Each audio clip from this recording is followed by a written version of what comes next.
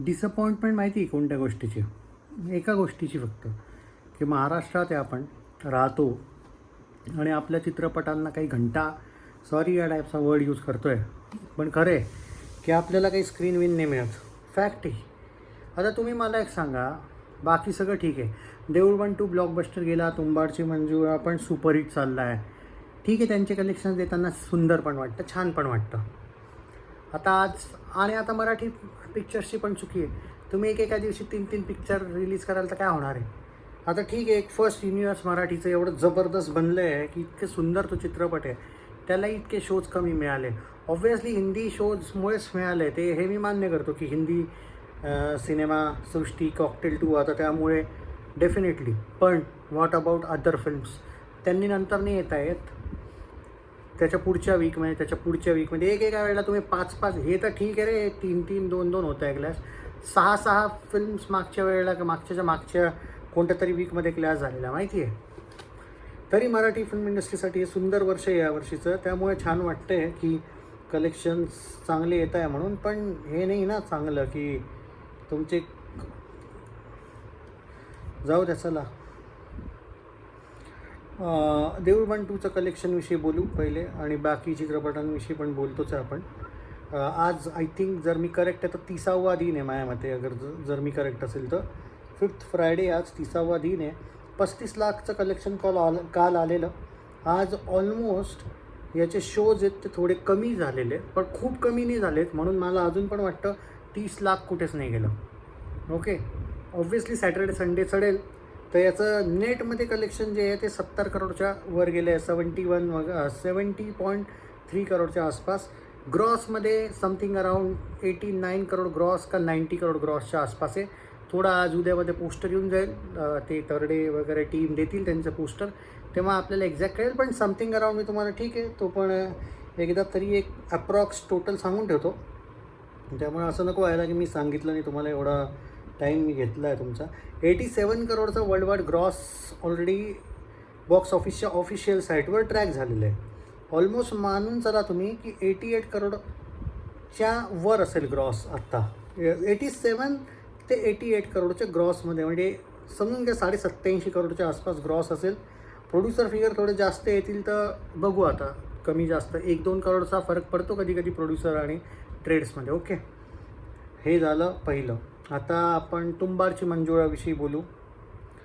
या चित्रपटाने जबरदस्त, याने एक बात सांगतो, या चित्रपटाने स्क्रीन्स मागच्या वीकच्या तुलनेत या वीकमध्ये जबरदस्त कब्जा करून ठेवला अजून पण, आणि हे मराठी सिने इंडस्ट्रीसाठी जबरदस्त न्यूज आहे. आता तुम्हाला सांगतो, कालचं कलेक्शन होतं ऑलमोस्ट, तुंबाडची मंजुळाविषयी जर बोलायला गेलं तर कालचं कलेक्शन होतं almost 42 lakh. Okay, net collection 37 lakh होतं, 42 लाख ग्रॉस होतं. 625 शोज होते काल. आज ऑलमोस्ट 500च्या आसपास शोज आहे. आज पण 30 लाखचं नेटमध्ये येऊ शकतं कलेक्शन. एक सेकंड मी क्लिअर करून देतो थोडंसं. तुंबाडची मंजुळा, हां, आता या चित्रपटाचं जर तुम्हाला टोटल पाहिजे असेल तर 11.5 करोडमध्ये आज तुम्ही ॲड करा, कमीत कमी 30 लाख ॲड करा, 11.8 करोड, 12 करोडच्या आसपास. थोडासा ट्रेडचा फरक येतो आहे, कालच्या आणि आजच्या कलेक्शन थोडे इक्वल वाटतं आहे. ॲक्च्युली कलेक्शन लेट अपडेट होतं आहे, त्यामुळे थोडा फरक आहे.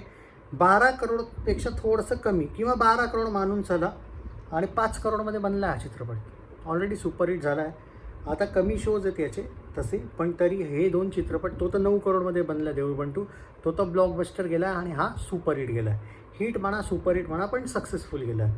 आता येतो आपण या चित्रपटावर ज्याला खरंच कमी शोज मिळाले, ज्याला ॲक्च्युली चांगले शोज मिळायला पाहिजे होते.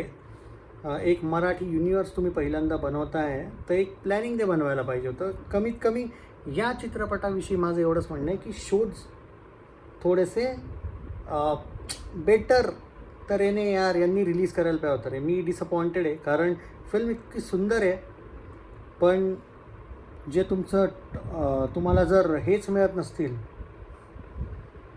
याला तर सगळ्यात मोठा चित्रपट म्हणले गेलेले आहे. याचं बिग हॉरर सस्पेन्स थ्रिलर हा आहे घबाडकुंड. आणि हा ऑलमोस्ट काहीतरी बोलला जातो आहे की हा बिग बजेट फिल्म आहे. 10 करोडच्या वरचा याचा बजेट म्हणला जातो आहे. ओके, आता उद्या वगैरे आपल्याला बॉक्स ऑफिसवर कळून जाईल काय आहे बजेट वगैरे. पण आज एकदा मी कलेक्शन किती झालं आहे आणि किती होऊ शकतं. आणि सगळ्यात जास्त या चित्रपटाला नुकसान या गोष्टीचं होतं आहे की ते कॉकटेल वगैरे जे रिलीज झालेत त्यामुळे काय होतं आहे की आता शोज याचे कमी आहेत. जसे पाहिजे याला एक्सपेक्टेशन होते तसे शोज नाही आहे याला.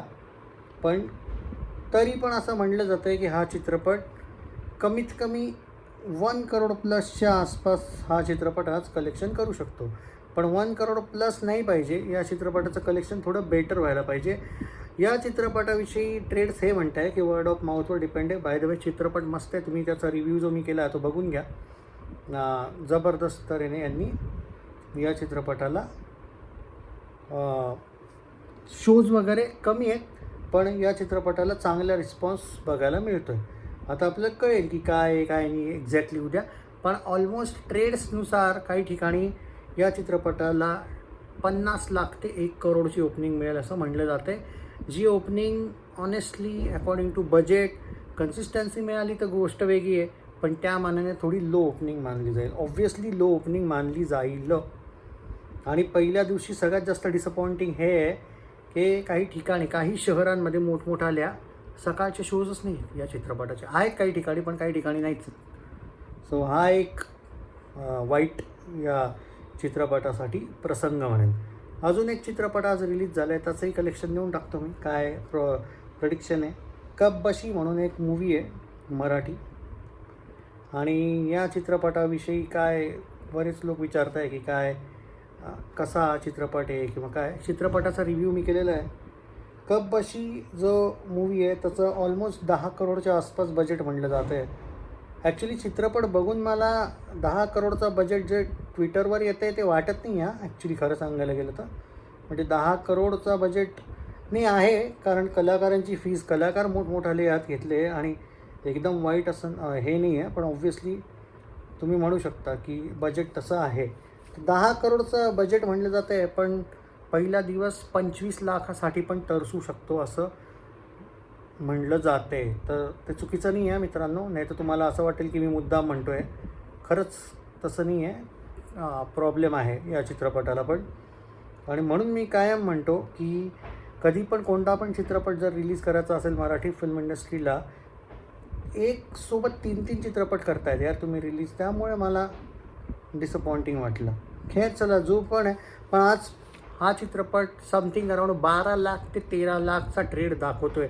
इनफॅक्ट त्यांचं हे म्हणणं आहे की ट्रेड याच्याहून कमी पण म्हणजे कमी पण असू शकतो. जास्त नाही येणार कलेक्शन.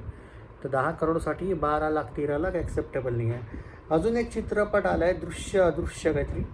आणि त्याच्याविषयी जर बोलायला गेला तो एक थोडा you can say like remake type बोलू शकता तुम्ही त्याला बोलू शकता. आणि त्याचं कलेक्शन तर फक्त 5 लाखाच्या आसपास आज येऊ शकतं असं म्हणलं जातं आहे. पूजाचे 2 चित्रपट एकाच दिवशी रिलीज झालेले आहे.